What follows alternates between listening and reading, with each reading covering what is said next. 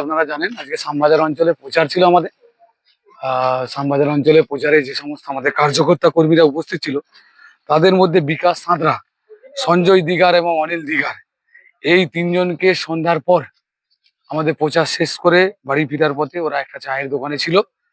ওদেরকে শ্যামবাজার অঞ্চলে তৃণমূলের নেতা স্বরূপ সিং, বাচ্চু, এই রাজু চংদার, কাজল দিগার আর দয়াল দিগার, এই চারজনে হুমকি, থ্রেট, ধস্তাধস্তি করে।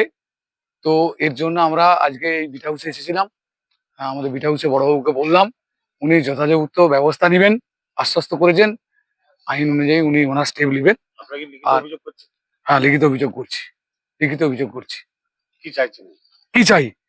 এই পশ্চিমবঙ্গের সাধারণ যে নির্বাচন আছে 2026-এর, সেই নির্বাচন তথা গোঘাটের যে নির্বাচন আছে, এই নির্বাচন ফ্রি অ্যান্ড ফেয়ার ইলেকশন হবে, সেই আশ্বাস প্রশাসনের কাছে চাচ্ছি। এবং সেই ক্ষেত্রে যারা এখন এলাকায় আইন শৃঙ্খলা বা শান্তির পরিবেশ নষ্ট করার চেষ্টা করছে, যারা বিভিন্নভাবে হিংসার পরিবেশ তৈরি করার চেষ্টা করছে, তাদের বিরুদ্ধে কড়া যাতে প্রশাসনিক স্টেপ নেয়, সেই জন্য আমরা প্রশাসনের বিভিন্ন মহলে জানাচ্ছি বিষয়টা।